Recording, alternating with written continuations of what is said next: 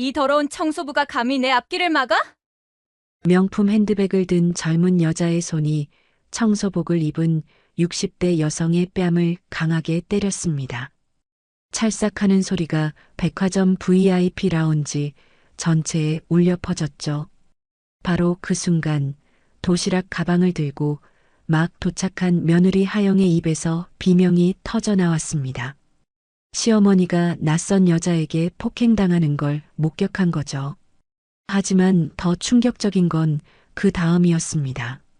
명품 여자 옆에 서 있던 남자, 바로 하영의 남편 태영이 차갑게 말했습니다. 그냥 아는 사람이에요. 23년을 키워준 양어머니를 모른다고 부정한 순간, 과연 이 가족에게 어떤 일이 벌어진 걸까요? 시청 전에 구독과 좋아요 꼭 부탁드립니다. 영상 제작에 큰 힘이 됩니다. 새벽 4시 알람이 울리기 전에 박은숙은 이미 눈을 떴습니다. 65세의 몸은 30년 넘게 이 시간에 일어나는 것에 익숙해져 있었죠. 작은 원룸의 창문 너머로는 아직 어둠이 가득했습니다. 은숙은 천천히 몸을 일으켜 세면대로 향했습니다. 거울 속 자신의 모습을 보며 한숨을 쉬었습니다. 주름진 얼굴, 거친 손, 굽은 허리. 20년 전 호텔 객실 팀장으로 일할 때와는 너무나 달라진 모습이었죠. 하지만 불평할 시간은 없었습니다. 오늘도 일터가 기다리고 있었으니까요. 파란색 청소복을 입고 가방을 매는 은숙의 손이 잠시 멈췄습니다. 벽에 걸린 액자 하나가 눈에 들어왔습니다. 23년 전 사진이었습니다. 8살 태영이 은숙의 손을 꼭 잡고 웃고 있는 사진. 그때만 해도 이 아이가 자신의 전부였는데 말이죠. 은숙은 고개를 저으며 집을 나섰습니다. 지하철역까지 가는 길은 여전히 어두웠습니다. 거리에는 청소 노동자들과 새벽 배달 기사들만이 분주하게 움직이고 있었죠. 지하철 안 은숙은 구석자리에 앉아 눈을 감았습니다. 하지만 잠은 오지 않았습니다. 대신 과거의 기억들이 스쳐 지나갔죠. 1997년 IMF가 터지고 은숙이 일하던 호텔이 구조조정에 들어갔습니다. 15년 경력의 객실팀장이었지만 명예퇴직 대상 1순위였습니다. 퇴직금은 절반만 받았죠. 그 돈으로 남편의 암 투병비를 댔지만 결국 남편은 6개월 만에 세상을 떠났습니다. 장례식장에서 울고 있는 은숙에게 동생이 찾아왔습니다. 언니 미안해요. 나도 회사 망해서 파산했어요.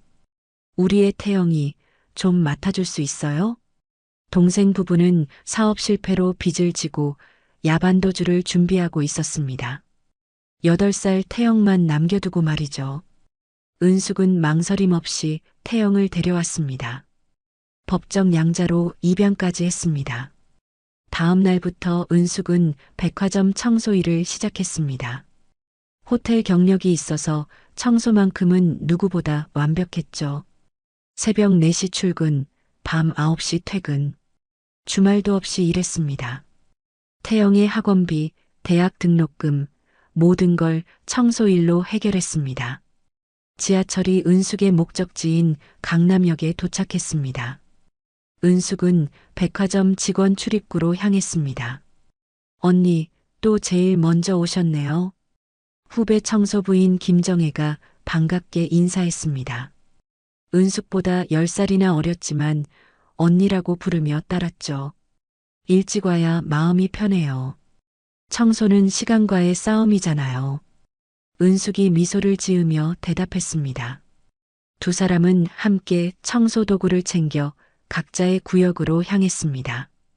은숙의 담당 구역은 백화점 VIP 라운지였습니다. 고급 브랜드 매장들이 모여 있는 곳이죠. 은숙은 걸레를 들고 바닥을 닦기 시작했습니다. 대리석 바닥은 물기가 조금만 남아도 얼룩이 생겼습니다. 완벽하게 닦아야 했죠. 무릎을 꿇고 손으로 직접 구석구석 닦았습니다. 1시간이 지나자 허리가 뻐근했습니다. 하지만 은숙은 휴식 없이 계속 일했습니다. 30년 동안 그렇게 살아왔으니까요. 오전 9시 백화점 문이 열렸습니다. 명품 옷을 입은 고객들이 하나둘 들어오기 시작했죠. 은숙은 구석으로 물러나 청소 도구를 정리했습니다. 고객들의 동선을 방해하지 않기 위해서였습니다. 그때 휴대폰이 울렸습니다. 며느리 하영이었습니다. 어머님, 오늘도 도시락 갖다 드릴게요. 점심시간에 뵈어요. 하영의 밝은 목소리가 들렸습니다. 은숙의 얼굴에 미소가 번졌죠. 하영아, 매번 미안하구나. 바쁠 텐데. 아니에요. 어머님 건강 챙기는 게 제 기쁨이에요. 전화를 끊고 은숙은 잠시 행복한 표정을 지었습니다. 태영은 자신을 외면했지만 며느리 하영만큼은 진심으로 자신을 대해 주었으니까요. 은숙은 다시 청소 도구를 들었습니다. VIP 라운지 화장실을 점검할 시간이었죠. 화장실 문을 열고 들어가는데 누군가와 부딪힐 뻔했습니다. 어머, 조심하세요. 은숙이 황급히 사과했습니다. 상대는 30대 초반으로 보이는 여자였습니다. 명품 브랜드로 온몸을 감싼 모습이었죠. 청소부가 길을 막고 있네요. 여자가 차갑게 말했습니다. 은숙은 고개를 숙이며 옆으로 비켰습니다. 여자는 코웃음을 치며 지나갔죠. 은숙은 이런 일에 익숙했습니다. 30년 동안 수없이 겪었으니까요. 하지만 여전히 가슴 한구석이 쓰렸습니다. 화장실 청소를 마치고 나오는데 또다시 그 여자가 보였습니다. 이번에는 남자와 함께 있었죠. 은숙의 눈이 커졌습니다. 그 남자는 태영이었습니다. 은숙의 심장이 빠르게 뛰었습니다. 4개월 만에 보는 아들이었습니다. 태영은 금융회사에 다닌다고 했는데 왜 평일 오전에 백화점에 있는 걸까요? 태영아. 은숙이 무의식적으로 부르려다가 입을 다물었습니다. 태영의 표정이 너무 차갑게 느껴졌기 때문이죠. 그리고 옆에 있는 여자와의 친밀한 모습이 낯설었습니다. 은숙은 청소 카트 뒤로 몸을 숨겼습니다. 멀리서 두 사람을 지켜봤죠. 태영과 그 여자는 손을 잡고 명품 매장으로 들어갔습니다. 마치 연인처럼 말이죠. 은숙의 머릿속이 복잡해졌습니다. 태영은 분명 하영과 결혼한 지 3년이 넘었습니다. 그런데 저렇게 다른 여자와 친밀하게 지내다니요. 은숙은 고개를 저었습니다. 오해일 거라고 스스로를 달랬죠. 회사 동료일 수도 있다고 생각했습니다. 하지만 마음 한구석의 불안감은 사라지지 않았습니다. 은숙은 청소 도구를 들고 다른 구역으로 이동했습니다. 일을 해야 잡념이 사라질 테니까요. 점심시간이 다가왔습니다. 은숙은 직원 휴게실로 향했습니다. 하영이 곧 도착할 시간이었죠. 휴게실에서 다른 청소부들과 함께 앉아 기다렸습니다. 은숙 언니, 며느리분이 정말 효자네요. 매주 이렇게 도시락 갖다 드리고. 김정혜가 부러운 듯 말했습니다. 다른 동료들도 고개를 끄덕였죠. 하영이가 착해요. 제 친딸처럼 잘해줘요. 은숙이 자랑스럽게 대답했습니다. 그때 문이 열리며 하영이 들어왔습니다. 약사 가운을 입은 하영은 도시락 가방을 들고 있었죠. 어머님, 오늘은 어머님이 좋아하시는 미역국 끓였어요. 하영이 밝게 웃으며 말했습니다. 은숙의 얼굴에도 미소가 번졌죠. 하영아, 고맙다. 새벽부터 고생했겠다. 아니에요. 어머님 생각하면서 만드는 게 즐거워요. 두 사람은 식탁에 앉아 도시락을 폈습니다. 따뜻한 미역국, 갈치조림, 시금치나물, 깍두기까지 정성스럽게 준비되어 있었죠. 은숙은 숟가락을 들다가 멈췄습니다. 오전에 본 태영의 모습이 떠올랐기 때문이죠. 하영아, 태영이는 요즘 어때?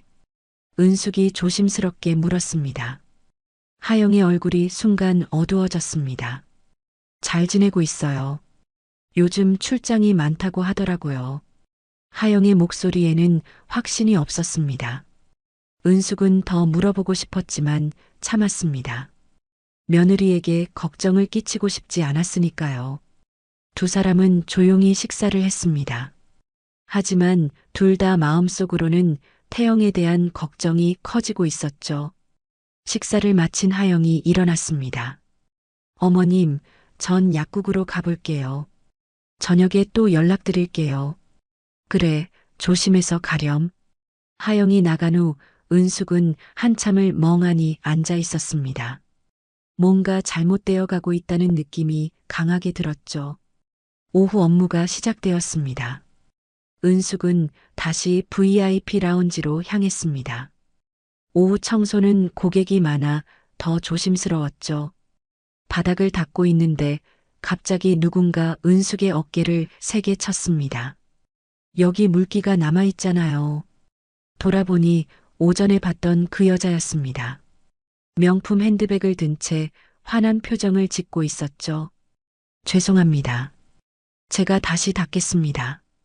은숙이 급히 사과하며 걸레를 들었습니다. 하지만 여자는 만족하지 않았습니다. 청소부 주제에 일도 제대로 못해요? 여자의 목소리가 점점 커졌습니다. 주변 고객들이 하나둘 쳐다보기 시작했죠. 은숙은 고개를 숙이며 다시 사과했습니다. 하지만 여자의 분노는 가라앉지 않았습니다. 이 더러운 청소부가 감히 내 앞길을 막아? 여자가 소리쳤습니다. 그리고 다음 순간 충격적인 일이 벌어졌습니다. 찰싹? 날카로운 소리가 VIP 라운지 전체에 울려 퍼졌습니다. 윤재희의 손바닥이 은숙의 왼쪽 뺨을 강하게 후려친 것이었죠. 은숙은 충격으로 비틀거리며 뒤로 물러섰습니다. 주변이 순식간에 조용해졌습니다. 쇼핑하던 고객들이 모두 이쪽을 쳐다봤죠. 누군가는 휴대폰을 꺼내 촬영을 시작했습니다. 은숙의 뺨에는 빨간 손자국이 선명하게 남아 있었습니다. 귀가 멍멍거렸고 눈앞이 하얗게 변했죠. 65년 인생에서 누구에게도 맞아본 적이 없었습니다. 아가씨, 진정하세요. 제가 잘못했습니다. 은숙이 떨리는 목소리로 말했습니다. 하지만 윤재인은 오히려 더 흥분했습니다. 진정하라고? 당신 같은 청소부가 나한테 명령해? 윤재희가 비명에 가까운 소리를 질렀습니다. 그녀의 얼굴은 분노로 일그러져 있었죠. 바로 그때 VIP 라운지 입구에서 누군가 헐레벌떡 달려왔습니다. 하영이었습니다. 약국에서 급히 나온 터라 가운도 제대로 못 벗고 온 상태였죠. 어머님, 하영의 비명소리에 모든 사람의 시선이 그쪽으로 향했습니다. 하영의 손에는 도시락 가방이 들려 있었는데 그 순간 충격으로 바닥에 떨어졌습니다. 뚜껑이 열리며 따뜻한 미역국이 바닥으로 쏟아졌죠. 하영은 은숙에게 달려가 부축했습니다. 은숙의 뺨이 빨갛게 부어올라 있었습니다. 어머님, 괜찮으세요? 무슨 일이에요? 하영의 목소리는 떨리고 있었습니다. 은숙은 괜찮다는 듯 손을 저었지만 온몸이 떨리고 있었죠. 윤재희가 하영을 위아래로 훑어봤습니다. 뭐야? 또 청소부 동료야? 윤재희가 비웃으며 물었습니다. 하영이 분노에 찬 눈으로 윤재희를 쏘아봤죠. 제 시어머니한테 왜 이러시는 거예요? 하영의 목소리는 단호했습니다. 윤재희가 놀란 표정을 지었습니다. 시어머니? 청소부가 당신 시어머니라고? 윤재희가 킥킥 웃기 시작했습니다. 마치 세상에서 가장 우스운 일을 들은 것처럼 말이죠. 하영은 더 이상 참을 수 없었습니다. 윤재희 앞으로 한 걸음 다가섰죠. 지금 당장 사과하세요. 우리 어머님한테 왜 손을 대신 거예요? 하영의 목소리가 라운지 전체에 울렸습니다. 주변 사람들이 웅성거리기 시작했죠. 바로 그때 엘리베이터에서 남자 한 명이 내렸습니다. 정장을 입은 30대 초반의 남자. 하영의 눈이 커졌습니다. 태영이었죠. 오빠. 하영이 반가운 목소리로 불렀습니다. 태영이 여기 있으면 상황을 정리할 수 있을 거라고 생각했죠. 하지만 태영의 반응은 예상과 달랐습니다. 그는 윤재희 옆으로 다가가 그녀의 어깨에 손을 얹었습니다. 제이야, 무슨 일이야? 태영의 목소리는 부드러웠습니다. 마치 연인에게 하는 말투였죠. 하영의 얼굴이 창백해졌습니다. 오빠, 지금 뭐 하는 거야? 왜 저 여자 편을 들어? 하영이 떨리는 목소리로 물었습니다. 태영은 하영을 차갑게 쳐다봤습니다. 편을 든다고? 난 그냥 상황을 파악하는 거야. 태영의 말에 윤재희가 득이양양한 표정을 지었습니다. 그녀는 은숙을 가리키며 말했죠. 태영 씨, 저 청소부가 저한테 막말했어요. 그래서 제가 좀 화를 낸 거예요. 윤재희의 거짓말에 은숙이 고개를 들었습니다. 아니에요. 전 그런 말 한 적 없어요. 은숙이 작은 목소리로 말했습니다. 하지만 윤재희는 무시했죠.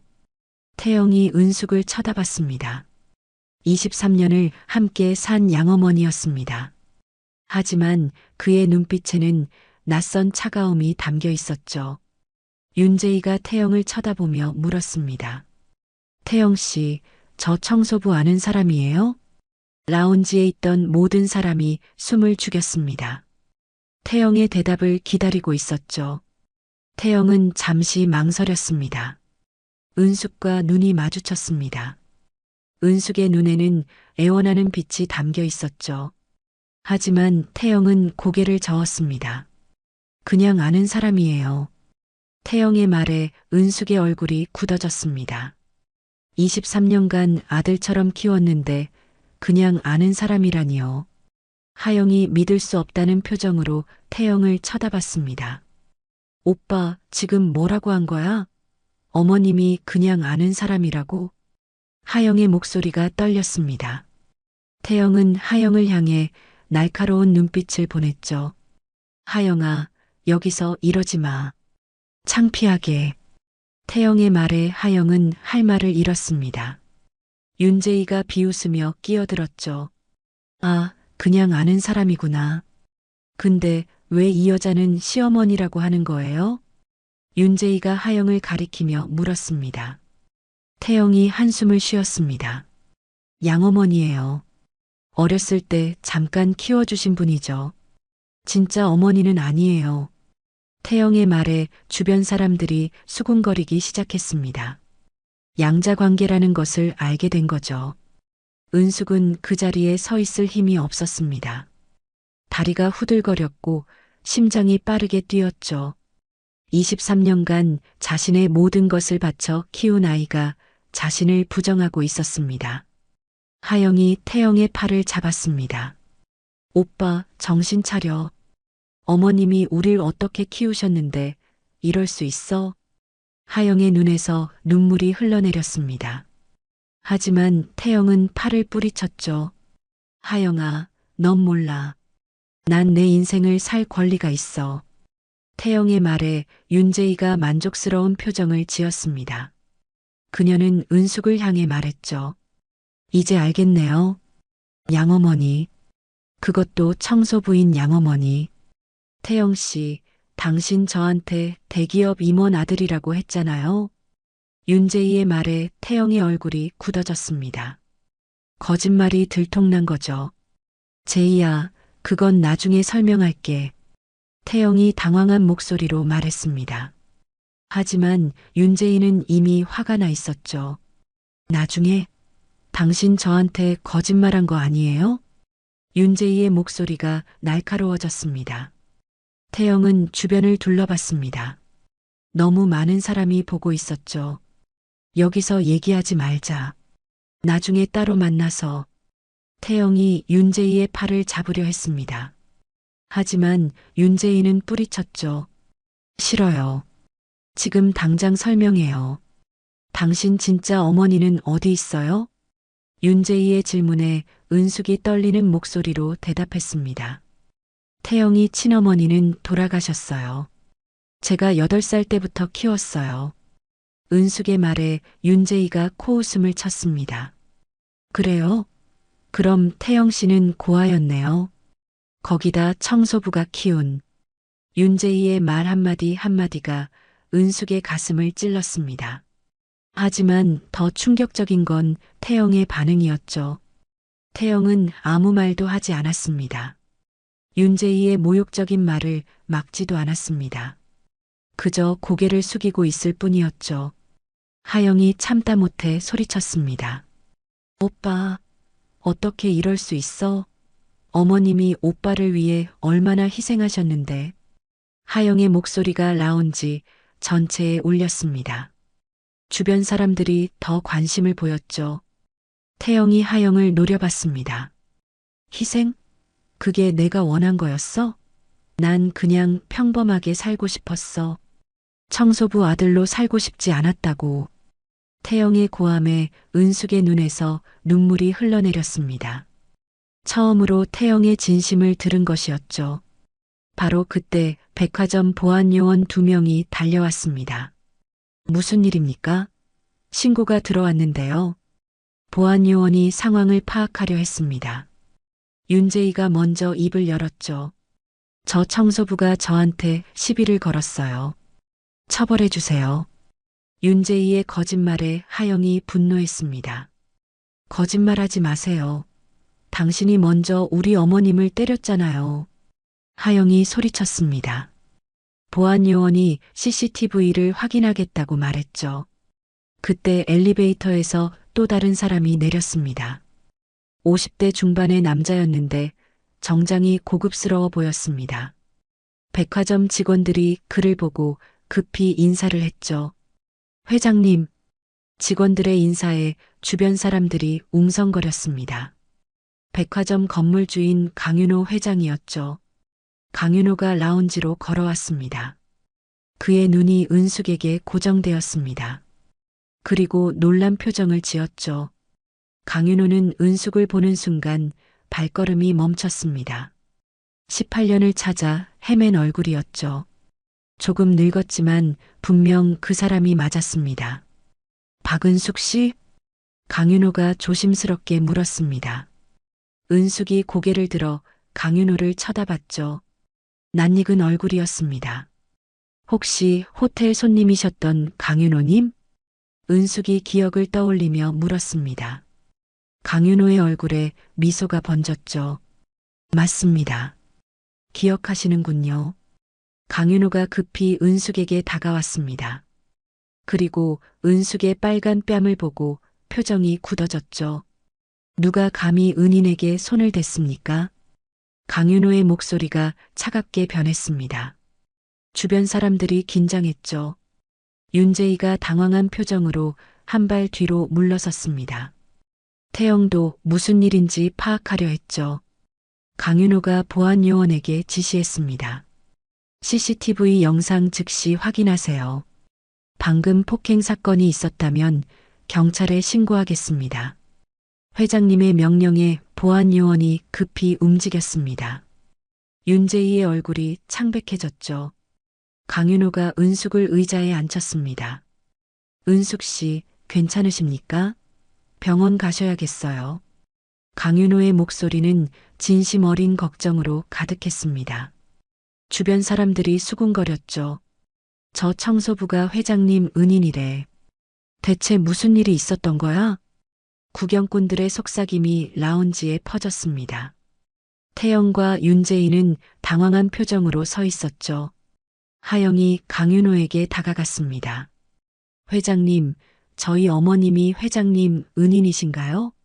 하영의 질문에 강윤호가 고개를 끄덕였습니다. 18년 전 일입니다. 제가 일하던 호텔에 화재가 났었죠. 강윤호가 설명하기 시작했습니다. 주변 사람들이 조용히 듣기 시작했죠. 2007년 5월 12일 밤 10시 서울 도심의 한 특급 호텔에서 화재가 발생했습니다. 전기 합선이 원인이었죠. 불은 빠르게 번졌고 투숙객들은 패닉 상태에 빠졌습니다. 강윤호는 당시 그 호텔 VIP 룸에 묵고 있었습니다. 아내와 딸과 함께였죠.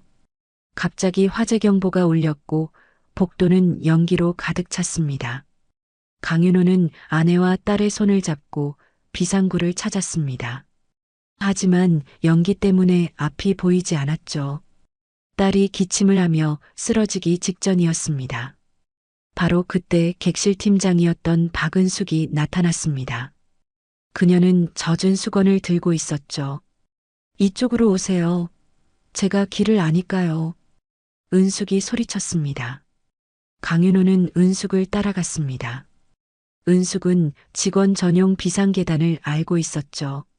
하지만 계단 입구에 도착했을 때 천장 일부가 무너져 내렸습니다.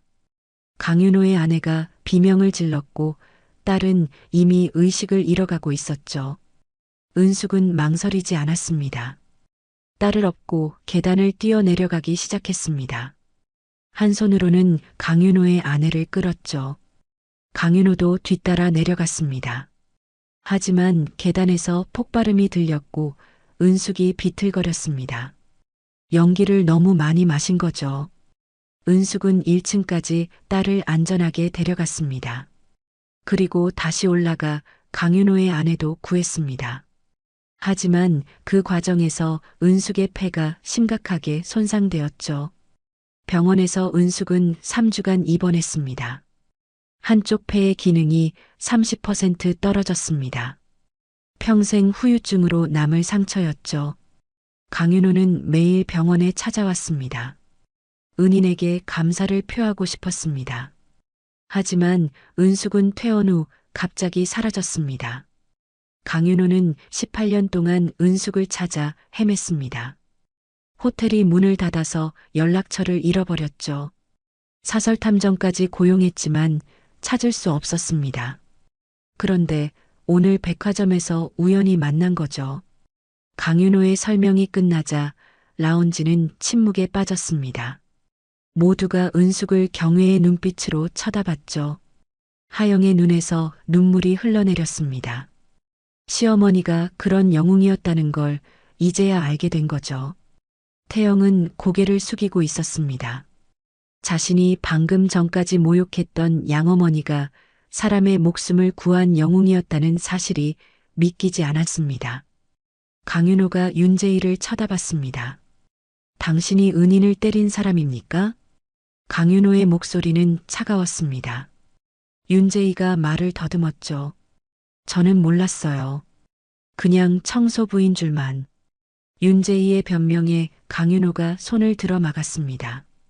청소부라고 때려도 되는 겁니까? 직업이 사람의 가치를 결정합니까? 강윤호의 질문에 윤재희는 대답하지 못했습니다. 주변 사람들도 고개를 끄덕였죠. 강윤호가 보안요원에게 말했습니다. CCTV 영상 확보했으면 경찰에 신고하세요. 폭행죄로 고소하겠습니다. 보안요원이 고개를 끄덕이고 전화를 걸기 시작했습니다. 윤재희가 급하게 말했죠. 회장님, 제발 용서해 주세요. 제가 잘못했어요. 윤재희가 무릎을 꿇으려 했습니다. 하지만 강윤호는 차갑게 외면했죠. 은숙 씨에게 사과하세요. 저한테가 아니라.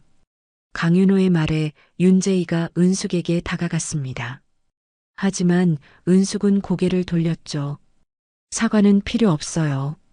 다만 다시는 이런 일 하지 마세요. 은숙의 목소리는 떨렸지만 단호했습니다. 윤재희는 더 이상 할 말이 없었죠. 강윤호가 태영을 쳐다봤습니다. 당신이 은숙 씨의 아들입니까? 강윤호의 질문에 태영이 고개를 끄덕였습니다. 양아들입니다. 태영의 대답에 강윤호의 표정이 굳어졌습니다. 양아들이든 친아들이든 당신은 은인의 아들입니다. 그런데 방금 어머니를 모른다고 했죠? 강윤호의 말에 태영은 아무 대답도 하지 못했습니다. 주변 사람들의 시선이 따가웠죠. 강윤호가 은숙을 부축하며 일어섰습니다. 은숙 씨, 제 사무실로 갑시다. 할 말이 많습니다. 강윤호의 말에 은숙이 고개를 저었습니다. 회장님, 저는 괜찮아요. 일터로 돌아가야 해요. 은숙의 말에 강윤호가 미소를 지었습니다. 일터는 걱정하지 마세요. 제가 다 처리하겠습니다. 강윤호는 은숙과 하영을 데리고 VIP 전용 엘리베이터로 향했습니다. 태영과 윤재인은 그 자리에 남겨졌죠.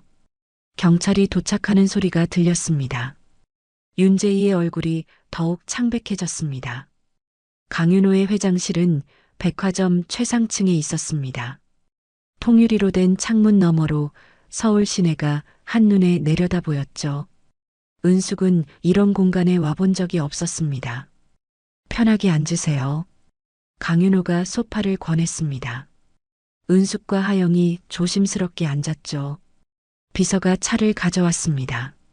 고급 도자기 찻잔에 따뜻한 녹차가 담겨 있었습니다. 먼저 얼굴부터 치료받으셔야겠습니다. 강윤호가 의료진을 불렀습니다. 백화점에 상주하는 간호사가 응급처치 도구를 들고 왔죠. 간호사가 은숙의 뺨을 소독하고 냉찜질을 해줬습니다. 은숙은 가만히 앉아 있었지만 마음은 혼란스러웠습니다. 은숙 씨, 그동안 어떻게 지내셨습니까?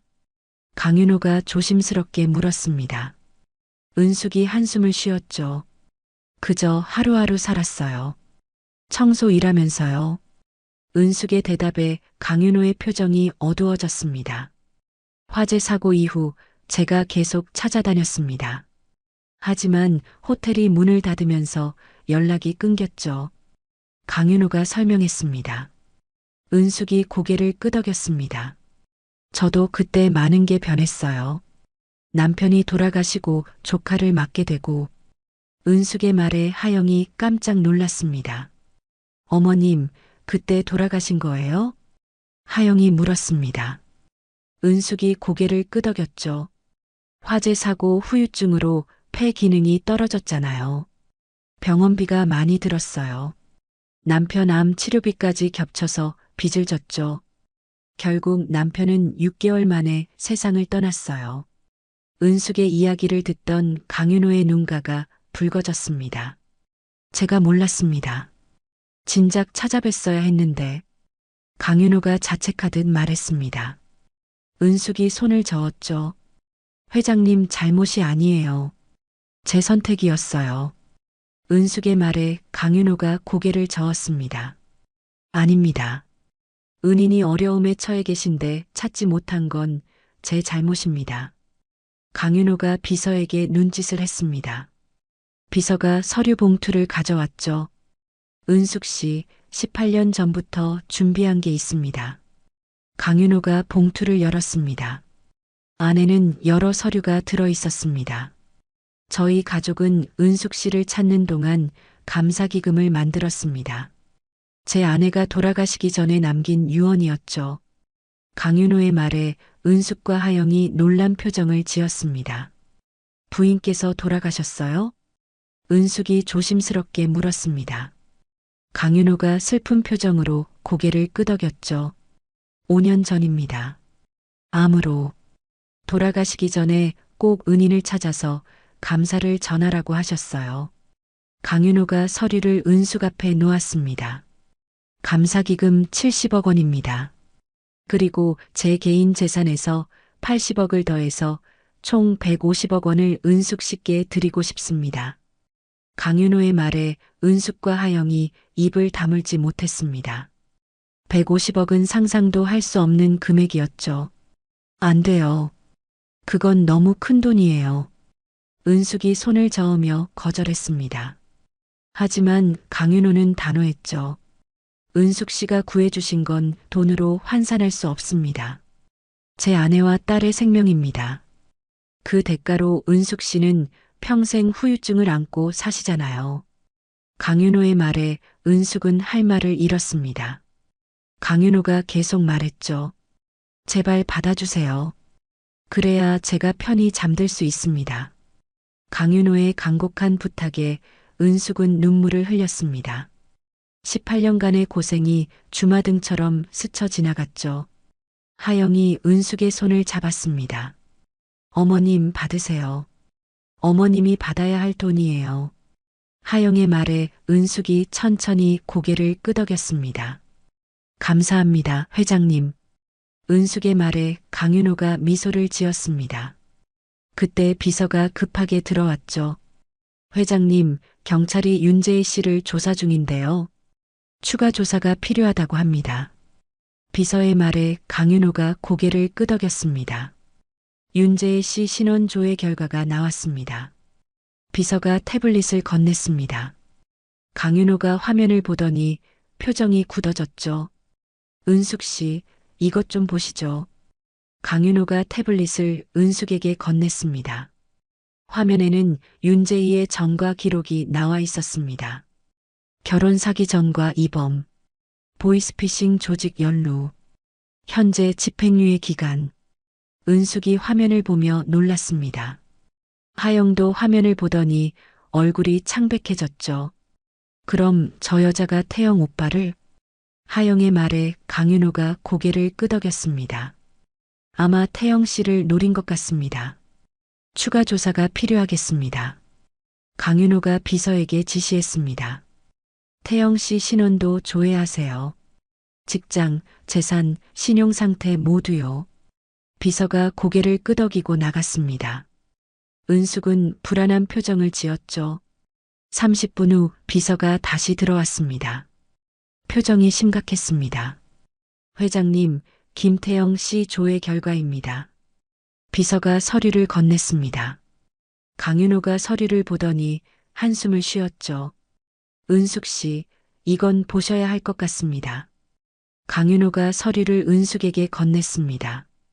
은숙이 서류를 보는 순간 손이 떨렸습니다. 태영은 4개월 전 금융회사에서 해고되었습니다. 업무 태만과 횡령 시도가 이유였죠. 현재 무직 상태였습니다. 더 충격적인 건 그 다음이었습니다. 태영은 은숙과 하영 명의로 대출을 받아놨습니다. 총 4,500만 원. 신용카드 현금 서비스도 2천만 원이나 되었죠. 은숙의 손에서 서류가 떨어졌습니다. 하영이 서류를 주워 보더니 비명을 질렀습니다. 제 명의로 대출이? 전 모르는 일이에요. 하영의 목소리가 떨렸습니다. 강윤호가 진지하게 말했죠. 명예 도용입니다. 이건 범죄예요. 강윤호의 말에 은숙이 고개를 떨구었습니다. 23년을 키운 아들이 자신과 며느리를 상대로 범죄를 저질렀다는 사실이 믿기지 않았죠. 더 있습니다. 비서가 또 다른 서류를 꺼냈습니다. 김태영 씨가 정신과 의사를 매수하려 한 정황이 있습니다. 박은숙 씨를 치매 환자로 만들려는 계획이었던 것 같습니다. 비서의 말에 하영이 분노했습니다. 그게 무슨 소리예요? 하영이 소리쳤습니다. 비서가 녹취록을 재생했죠. 태영의 목소리가 들렸습니다. 선생님, 부탁입니다. 저희 어머니가 치매 초기라는 진단서 좀 써주세요. 돈은 드릴게요. 녹취록을 듣던 은숙의 눈에서 눈물이 흘러내렸습니다. 하영은 분노로 온몸이 떨렸죠. 어떻게 이럴 수가 있어요? 하영이 울먹이며 말했습니다. 강윤호도 안타까운 표정을 지었습니다. 윤재희와의 메시지 기록입니다. 비서가 태블릿을 보여줬습니다. 태영과 윤재희의 대화 내용이었죠. 치매 만들기 프로젝트 80% 완성. 후견인 되면 재산 다 우리 거야. 150억이나 받는데? 우리 대박 나는 거네. 메시지를 본 은숙은 그 자리에서 쓰러질 뻔했습니다. 하영이 급히 부축했죠. 어머님.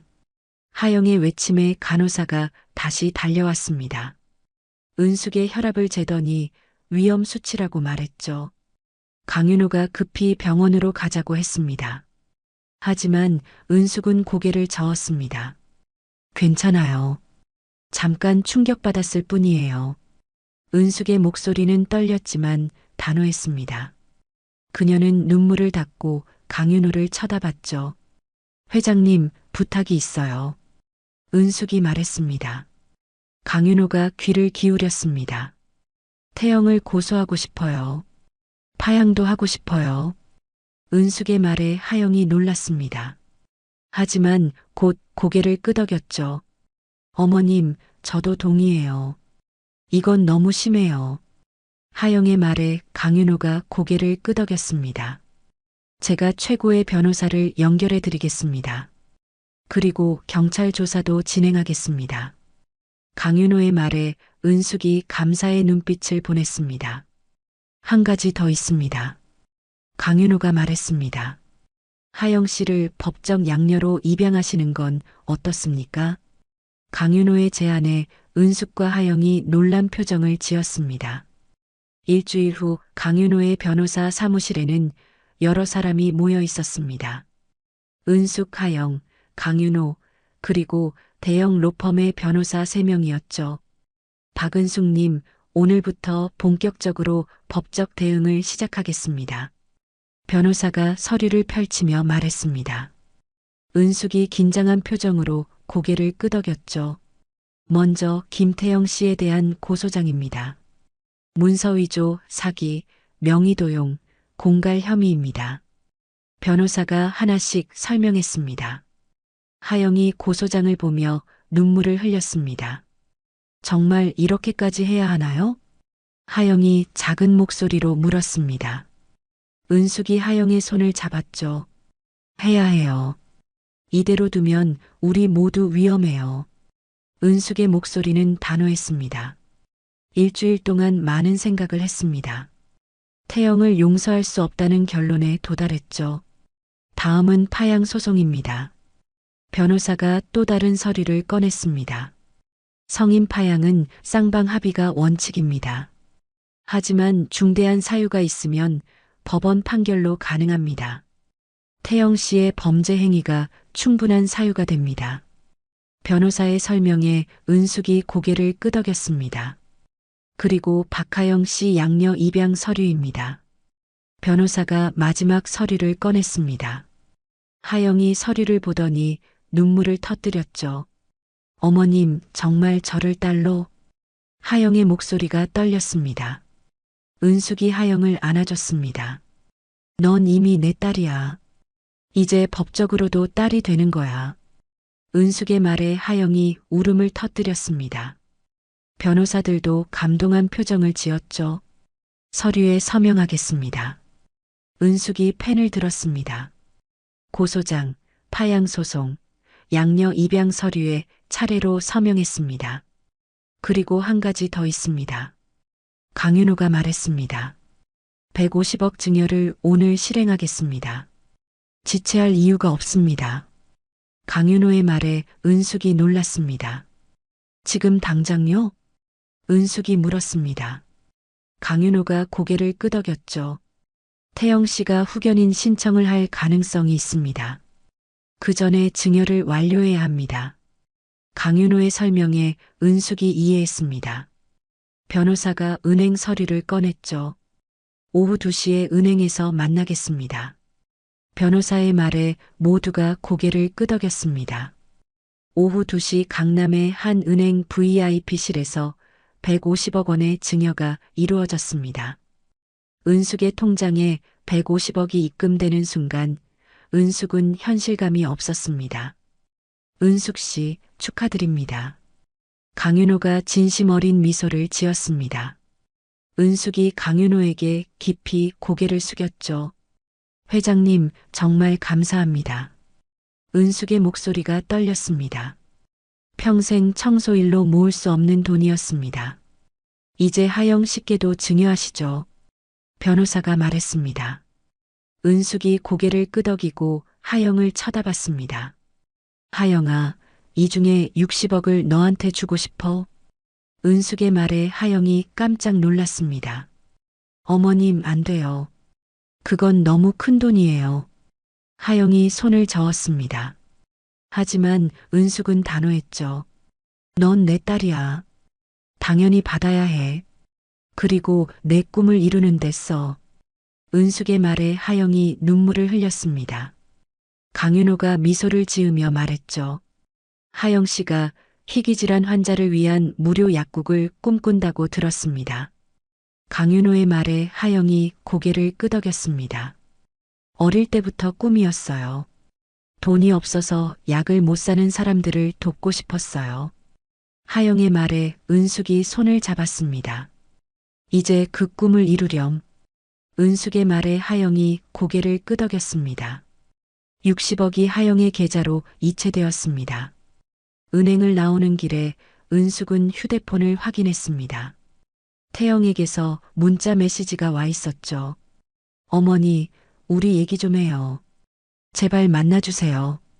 은숙은 문자를 보고 한숨을 쉬었습니다. 하영이 문자를 보더니 표정이 굳어졌죠. 어머님, 만나실 거예요? 하영이 걱정스럽게 물었습니다. 은숙이 고개를 저었습니다. 아니, 변호사를 통해서만 연락하기로 했어. 은숙의 말에 하영이 안도했습니다. 그날 저녁 은숙과 하영은 작은 원룸으로 돌아왔습니다. 하지만 문 앞에 누군가 서 있었습니다. 태영이었죠. 어머니. 태영이 은숙을 보고 달려왔습니다. 하지만 하영이 막아섰습니다.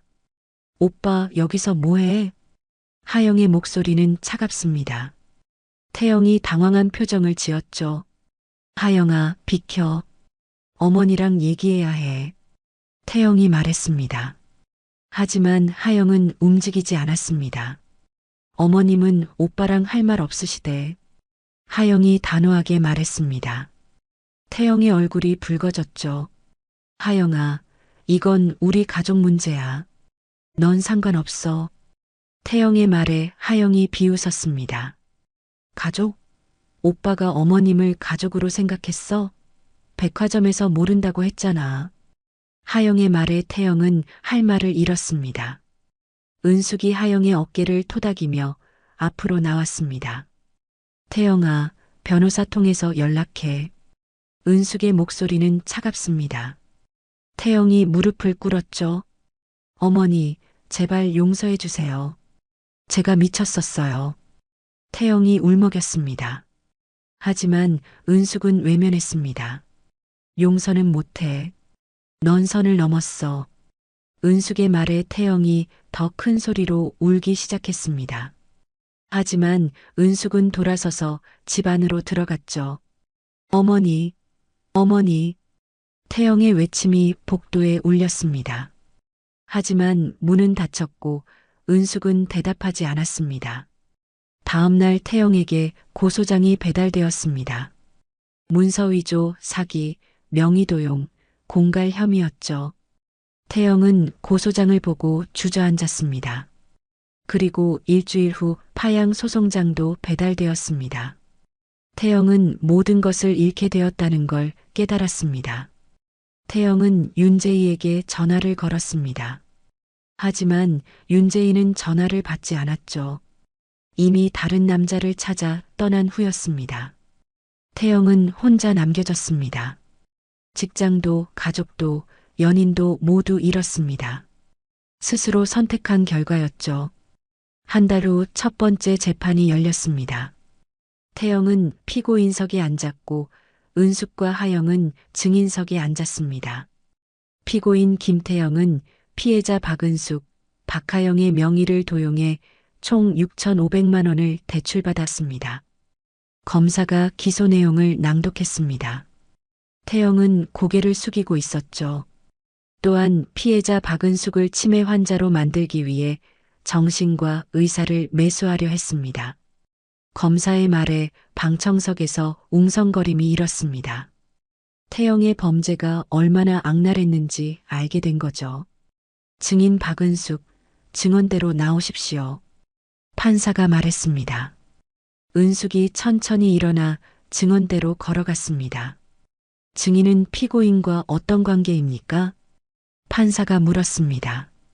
은숙이 떨리는 목소리로 대답했죠. 23년 전에 양자로 입양했습니다. 8살 때부터 키웠습니다. 은숙의 말에 판사가 고개를 끄덕였습니다. 피고인이 증인에게 어떤 행위를 했습니까? 판사의 질문에 은숙이 대답했습니다. 제 명의로 대출을 받았습니다. 제가 모르는 사이에요. 그리고 저를 치매 환자로 만들려고 했습니다. 은숙의 증언에 태영이 고개를 들었습니다. 두 사람의 눈이 마주쳤죠. 태영의 눈에는 후회가 가득했지만 이미 늦었습니다. 피고인 할 말 있습니까? 판사가 태영에게 물었습니다. 태영이 일어섰습니다. 죄송합니다. 제가 정말 잘못했습니다. 태영의 목소리가 떨렸습니다. 하지만 판사는 차갑게 말했죠. 죄송하다는 말로 해결될 문제가 아닙니다. 증거를 보겠습니다. 판사의 말에 검사가 증거를 제출했습니다. 대출 서류, 위조된 서명, 정신과 의사와의 녹취록, 모든 것이 태영의 범죄를 증명했습니다. 재판은 3시간 동안 진행되었습니다. 태영의 변호사는 선처를 구했지만 검사는 엄벌을 요구했죠. 다음 재판은 3주 후입니다. 그때까지 피고인은 구속 상태를 유지합니다. 판사의 선고에 태영은 법정에서 구속되었습니다. 수갑이 채워지는 순간 태영이 은숙을 쳐다봤습니다. 어머니, 죄송합니다. 태영이 소리쳤습니다. 하지만 은숙은 고개를 돌렸습니다. 더 이상 태영을 아들로 보지 않기로 결심했으니까요. 법정을 나오는 은숙의 어깨를 하영이 감싸 안았습니다. 어머님, 잘하셨어요. 하영의 말에 은숙이 고개를 끄덕였습니다. 하지만 가슴 한구석은 여전히 아팠습니다. 3주 후 2번째 재판이 열렸습니다. 이번에는 윤재희도 피고인으로 함께 재판을 받았죠. 윤재희는 폭행죄와 사기죄로 기소되었습니다. 피고인 윤재희는 결혼 사기 전과 이범입니다. 이번 사건은 3번째 범죄입니다. 검사가 윤재희의 전과를 낭독했습니다. 방청석에서 탄식 소리가 나왔죠. 또한 피고인 김태영과 공모의 피해자 박은숙을 치매 환자로 만들려는 계획을 세웠습니다. 검사가 태영과 윤재희의 메시지 기록을 제출했습니다. 판사가 메시지를 읽더니 표정이 굳어졌죠. 이건 단순한 범죄가 아니라 계획적인 사기입니다. 판사가 말했습니다. 태영과 윤재희는 고개를 숙였습니다. 증인 강윤호, 증언대로 나오십시오. 판사가 말했습니다. 강윤호가 증언대에 섰죠. 증인은 피해자 박은숙과 어떤 관계입니까? 판사가 물었습니다. 강윤호가 또렷한 목소리로 대답했습니다. 18년 전 호텔 화재에서 제 가족을 구해주신 은인입니다. 강윤호의 증언에 방청석이 조용해졌습니다. 모두가 귀를 기울였죠. 박은숙 씨는 제 아내와 딸을 구하기 위해 자신의 패를 망가뜨렸습니다. 평생 후유증을 안고 사시면서도 불평 한마디 없이 청소 일을 하셨습니다. 강윤호의 목소리가 떨렸습니다. 은숙이 고개를 숙였죠. 그런 은인을 피고인들은 치매 환자로 만들려 했습니다. 재산을 빼앗기 위해서요. 강윤호의 증언에 판사가 태영을 노려봤습니다. 피고인, 부끄럽지 않습니까? 판사의 질문에 태영은 대답하지 못했습니다. 윤재희는 변명을 하려다가 입을 다물었죠. 다음 증인 박하영 증언대로 나오십시오. 판사가 말했습니다. 하영이 증언대에 섰습니다. 증인은 피고인 김태영과 무슨 관계입니까? 판사가 물었습니다. 하영이 차갑게 대답했죠. 법적으로는 아직 배우자입니다. 하지만 이혼 소송을 준비 중입니다. 하영의 말에 태영이 고개를 들었습니다. 하영과 눈이 마주쳤지만 하영은 시선을 피했죠. 피고인이 증인에게 어떤 피해를 줬습니까? 판사의 질문에 하영이 대답했습니다. 제 명의로 2천만 원을 대출받았습니다. 저는 전혀 몰랐습니다. 그리고 다른 여자와 바람을 피웠습니다. 하영의 증언에 방청석에서 웅성거림이 일었습니다. 태영의 얼굴이 붉어졌죠. 판사가 서류를 검토하더니 입을 열었습니다. 이 사건은 매우 악질적입니다. 양어머니를 배신하고 아내를 속이고 범죄를 저질렀습니다. 판사의 말에 태영이 떨기 시작했습니다. 피고인 김태영, 징역 3년을 선고합니다. 집행유예는 없습니다. 판사의 선고에 태영의 얼굴이 하얗게 질렸습니다. 3년 실형이었습니다. 피고인 윤재희, 징역 2년 6개월을 선고합니다. 윤재희에게도 실형이 선고되었습니다. 두 사람 모두 즉시 구속되어 교도소로 이송되었죠. 재판이 끝나고 은숙과 하영은 법원 밖으로 나왔습니다. 강윤호가 기다리고 있었습니다. 은숙 씨 수고하셨습니다. 강윤호가 말했습니다. 은숙이 깊게 한숨을 쉬었죠. 끝났네요. 은숙의 목소리는 지쳐 있었습니다. 하영이 은숙의 손을 잡았습니다. 어머님, 이제 새로 시작해요. 하영의 말에 은숙이 고개를 끄덕였습니다. 일주일 후 가정법원에서 양녀 입양 재판이 열렸습니다. 이번에는 행복한 재판이었죠. 신청인 박은숙, 피신청인 박하영, 앞으로 나오십시오. 판사가 말했습니다. 은숙과 하영이 나란히 섰습니다. 신청인은 왜 성인인 하영 씨를 양녀로 입양하려 합니까? 판사가 물었습니다. 은숙이 하영을 보며 대답했죠. 하영이는 피 한 방울 섞이지 않았지만 저를 진심으로 대해줬습니다. 제가 청소부로 일할 때도 부끄러워하지 않았습니다. 매주 도시락을 싸서 가져다 주고 제 건강을 챙겨줬습니다. 진짜 딸보다 더 딸 같았습니다. 은숙의 말에 하영의 눈에서 눈물이 흘러내렸습니다. 하영 씨는 동의합니까? 판사가 하영에게 물었습니다. 하영이 고개를 끄덕이며 대답했죠. 네. 제 친부모님은 제가 어릴 때 돌아가셨습니다. 어머님은 제게 처음으로 진짜 가족 같은 느낌을 주셨습니다. 법적으로도 딸이 되고 싶습니다. 하영의 말에 판사가 미소를 지었습니다. 이 법원은 박은숙과 박하영의 양녀 입양을 허가합니다. 판사의 선고에 은숙과 하영이 서로를 꼭 안았습니다. 법정에 있던 사람들이 박수를 쳤죠. 법원을 나오면서 하영이 말했습니다. 엄마. 하영이 처음으로 은숙을 엄마라고 불렀습니다. 은숙의 눈에서 눈물이 흘러내렸죠. 은숙도 하영을 딸이라고 불렀습니다. 두 사람은 다시 한번 껴안았습니다. 강윤호가 축하한다며 저녁 식사를 대접했습니다. 고급 레스토랑에서 세 사람은 조용히 식사를 했죠. 은숙 씨, 이제 앞으로의 계획은 무엇입니까? 강윤호가 물었습니다. 은숙이 하영을 쳐다봤습니다. 하영이 꿈을 이루는 걸 돕고 싶어요. 은숙의 말에 하영이 미소를 지었습니다. 엄마, 저 약국 열 준비 거의 다 됐어요. 다음 달에 오픈해요.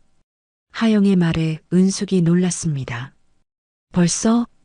은숙이 물었습니다. 하영이 고개를 끄덕였죠. 네. 회장님께서 많이 도와주셨어요. 건물도 좋은 곳으로 구했고요. 하영의 말에 은숙이 강윤호를 쳐다봤습니다. 강윤호가 손을 저었죠.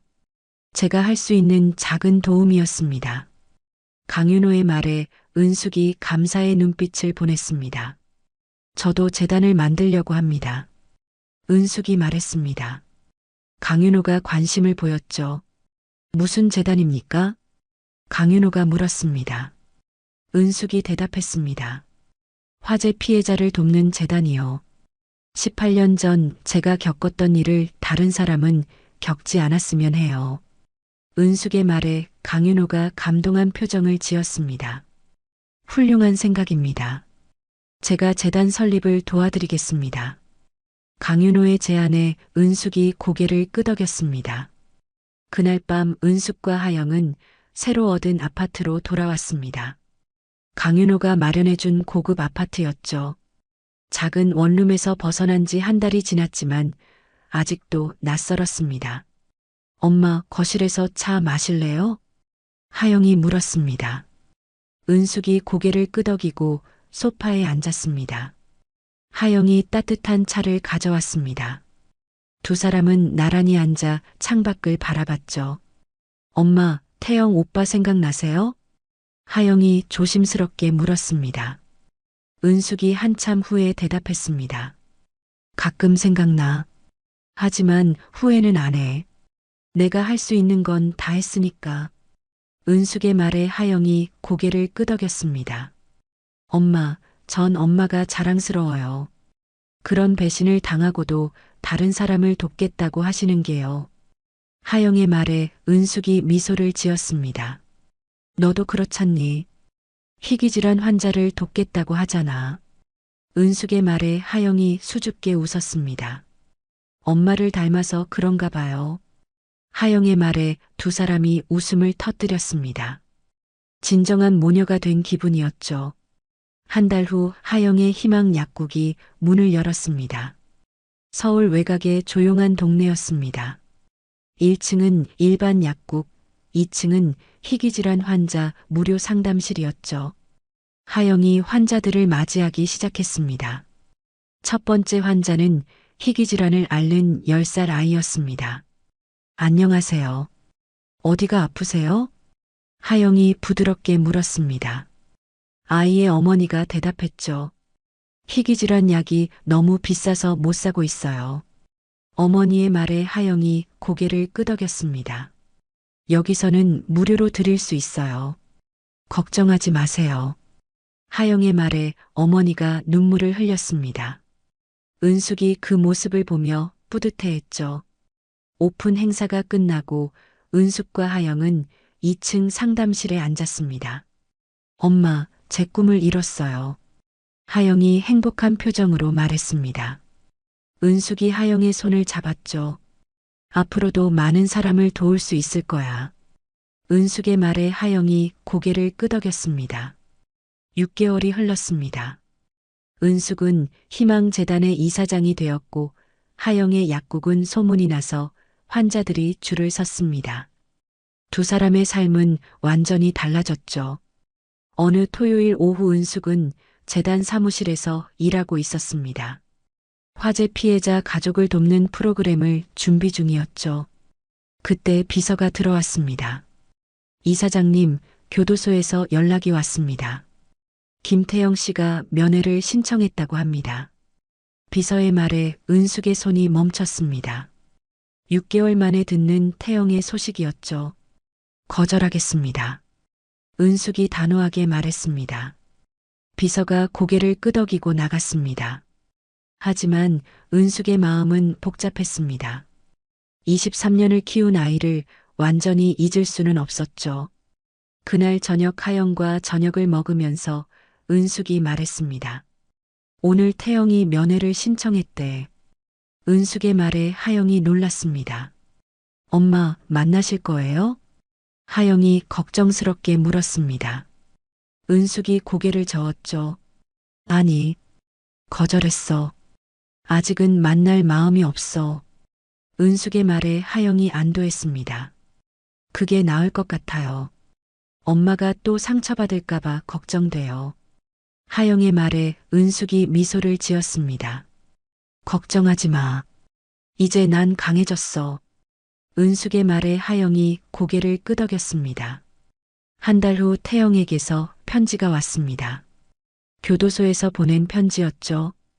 은숙은 편지를 받고 한참을 망설였습니다. 결국 은숙은 편지를 열었습니다. 태영의 글씨가 삐뚤빠뚤했습니다. 제가 정말 잘못했습니다. 매일 후회하며 살고 있습니다. 어머니가 저를 위해 얼마나 희생하셨는지 이제야 깨달았습니다. 교도소에서 다른 재소자들과 이야기하면서 알았습니다. 부모의 사랑이 얼마나 큰지, 제가 얼마나 행복한 환경에서 자랐는지요. 어머니를 용서해달라고 감히 말씀드리지 못합니다. 다만 제가 진심으로 후회하고 있다는 것만 알아주세요. 출소하면 어머니를 찾아뵙지 않겠습니다. 멀리서라도 어머니가 행복하신 모습을 보고 싶습니다. 감사합니다, 어머니. 편지를 읽은 은숙의 눈에서 눈물이 흘러내렸습니다. 하영이 옆에서 편지를 보더니 은숙을 안아줬습니다. 엄마, 괜찮아요? 하영이 물었습니다. 은숙이 고개를 끄덕였죠. 괜찮아. 태영이가 진심으로 후회하고 있다는 걸 알았으니까. 은숙의 말에 하영이 안도했습니다. 은숙은 태영에게 답장을 쓰지 않았습니다. 하지만 편지는 버리지 않고 서랍에 보관했죠. 그로부터 3개월 후 하영이 은숙에게 특별한 소식을 전했습니다. 엄마, 제가 임신했어요. 하영의 말에 은숙이 깜짝 놀랐습니다. 정말? 은숙이 물었습니다. 하영이 고개를 끄덕이며 초음파 사진을 보여줬죠. 쌍둥이래요. 남매요. 하영의 말에 은숙의 눈에서 눈물이 흘러내렸습니다. 할머니가 되는 것이었죠. 하영아, 축하해. 은숙이 하영을 꼭 안아줬습니다. 하영도 울면서 은숙을 안았습니다. 엄마, 아이들한테 엄마 이야기 많이 해줄게요. 할머니가 얼마나 훌륭한 분인지요. 하영의 말에 은숙이 더 큰 감동을 받았습니다. 그날 저녁 강윤호가 축하한다며 찾아왔습니다. 은숙 씨, 축하드립니다. 할머니가 되시는군요. 강윤호가 미소를 지으며 말했습니다. 은숙이 수줍게 웃었죠. 감사합니다, 회장님. 은숙의 말에 강윤호가 선물을 건넸습니다. 아기 옷 세트였죠. 쌍둥이라니 축복이네요. 강윤호의 말에 은숙이 고개를 끄덕였습니다. 회장님 덕분에 이런 행복을 누릴 수 있게 됐어요. 은숙의 말에 강윤호가 손을 저었습니다. 아닙니다. 은숙 씨가 선하게 사셨기 때문에 받으시는 복입니다.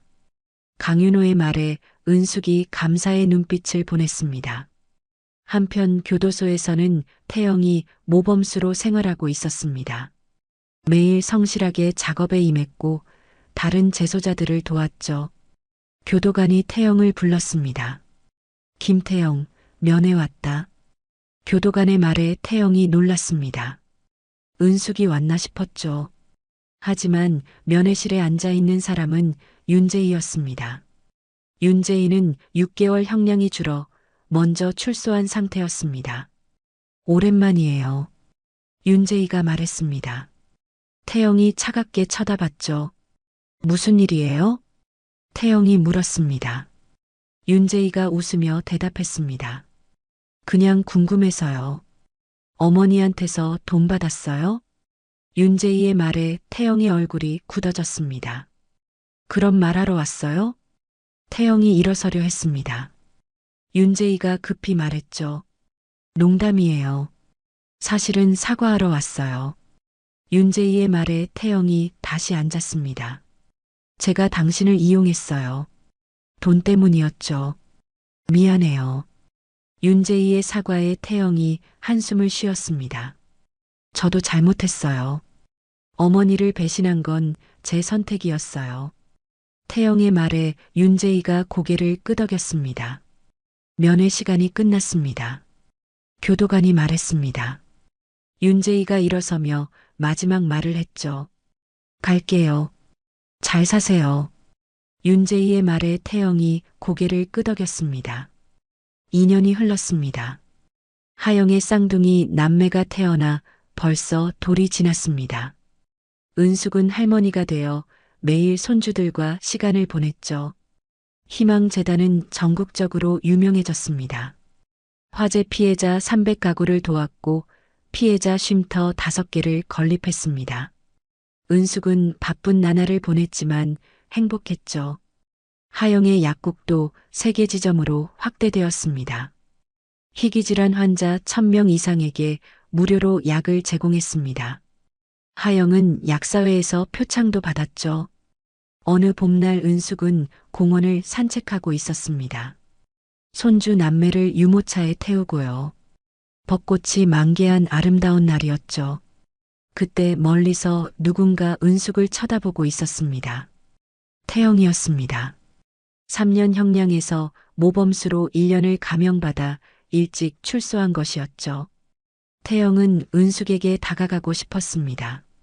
하지만 발이 떨어지지 않았습니다. 자격이 없다고 생각했죠. 은숙도 태영을 발견했습니다. 두 사람의 눈이 마주쳤습니다. 한참을 서로 쳐다보다가 태영이 먼저 고개를 숙였습니다. 은숙은 태영에게 다가갔습니다. 태영이 놀라서 고개를 들었죠. 어머니. 태영이 떨리는 목소리로 불렀습니다. 은숙이 태영을 조용히 쳐다봤습니다. 잘 지내고 있니? 은숙이 물었습니다. 태영이 눈물을 흘리며 고개를 끄덕였습니다. 네. 지방에서 공장 일하고 있어요. 성실하게 살고 있어요. 태영의 말에 은숙이 고개를 끄덕였습니다. 그래, 잘했구나. 은숙의 말에 태영이 더 큰 눈물을 흘렸습니다. 어머니, 정말 죄송합니다.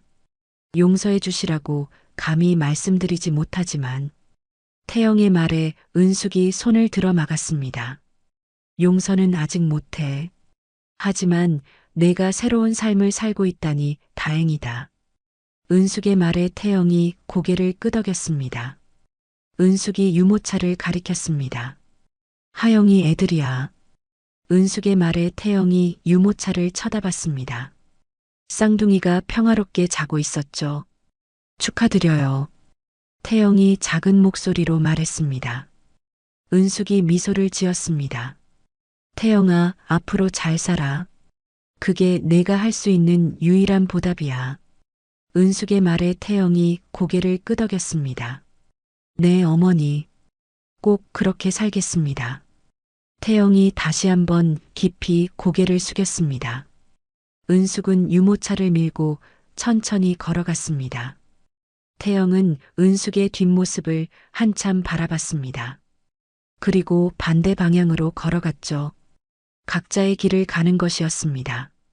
그날 저녁 은숙은 하영에게 태영을 만난 이야기를 했습니다. 엄마, 괜찮으세요? 하영이 걱정스럽게 물었습니다. 은숙이 고개를 끄덕였죠. 괜찮아.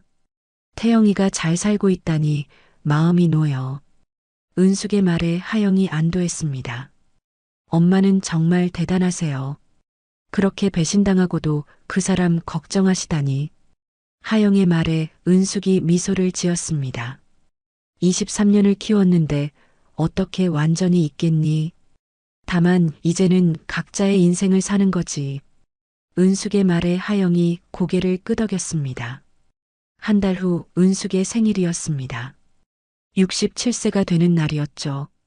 하영과 강윤호가 파티를 준비했습니다. 레스토랑에는 은숙이 아끼는 사람들이 모여 있었습니다. 재단 직원들, 하영의 약국 스태프들, 백화점 청소 동료들까지요. 은숙 이사장님, 생일 축하드립니다. 모두가 박수를 쳤습니다.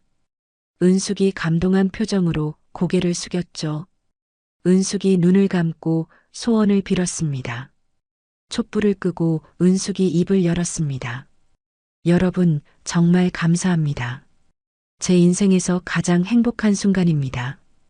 은숙의 말에 모두가 박수를 쳤습니다. 67년 인생이 쉽지만은 않았습니다. 하지만 지금 이 순간 저는 정말 행복합니다. 은숙이 하영을 쳐다봤습니다. 진짜 가족이 무엇인지 깨달았습니다. 피가 아니라 정성이 가족을 만든다는 것을요. 은숙의 말에 하영이 눈물을 흘렸습니다. 은숙이 강윤호를 쳐다봤죠. 그리고 선한 마음으로 살면 우주가 보답한다는 것도 알았습니다. 은숙의 말에 강윤호가 미소를 지었습니다. 앞으로도 많은 사람을 돕고 싶습니다. 제가 받은 사랑을 나누고 싶습니다. 은숙의 말에 모두가 다시 박수를 쳤습니다. 파티가 끝나고 은숙과 하영은 집으로 돌아왔습니다. 쌍둥이는 이미 잠들어 있었죠. 다음 날 아침 은숙은 평소처럼 일찍 일어났습니다. 하지만 이제는 청소 일을 하러 가는 것이 아니었습니다. 재단 사무실로 출근하는 것이었죠. 출근하기 전 은숙은 쌍둥이의 방에 들어갔습니다. 아이들이 막 깨어나고 있었습니다. 우리 손주들 잘 잤니? 은숙이 아이들을 안아 올렸습니다.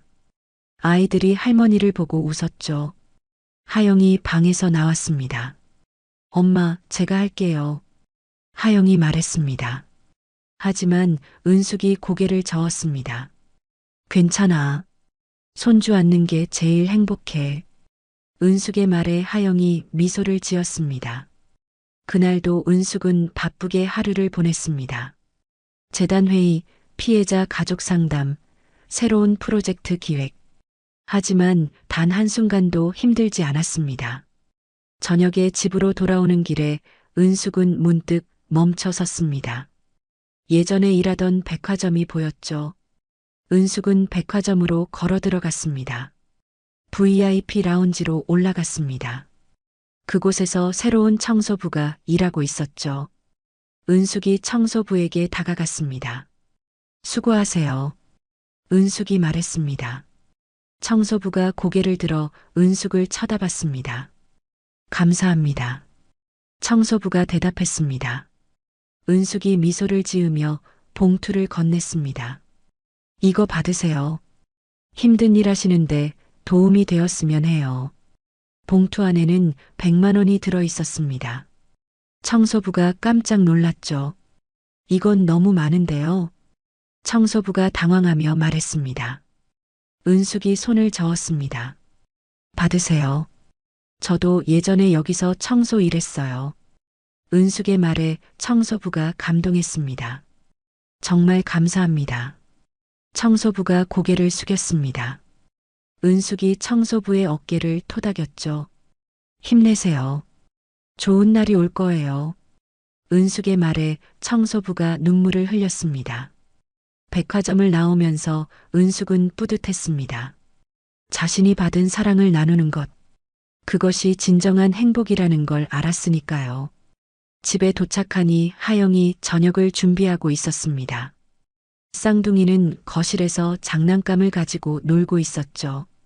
엄마, 어디 갔다 오세요? 하영이 물었습니다. 은숙이 미소를 지으며 대답했습니다. 옛날 일터에 다녀왔어. 은숙의 말에 하영이 궁금한 표정을 지었습니다. 은숙이 이야기를 들려줬죠. 저녁을 먹으면서 하영이 말했습니다. 엄마는 정말 좋은 사람이에요. 하영의 말에 은숙이 손을 저었습니다. 아니야. 나도 평범한 사람이야. 다만 받은 만큼 돌려주고 싶을 뿐이야. 은숙의 말에 하영이 고개를 끄덕였습니다. 정말로 은숙은 행복했습니다. 진정한 가족을 얻었고 의미 있는 일을 하고 있었으니까요. 다음 날 아침도 은숙은 일찍 일어났습니다. 손주들의 웃음소리가 들렸고 하영이 부엌에서 노래를 부르고 있었습니다. 은숙은 미소를 지으며 하루를 시작했습니다. 오늘도 많은 사람을 도울 수 있는 하루가 기다리고 있었으니까요. 오늘 이야기가 좋으셨다면 구독과 좋아요, 알람 설정 잊지 마시고 소중한 댓글 하나가 큰 힘이 됩니다. 시청해 주셔서 진심으로 감사드립니다.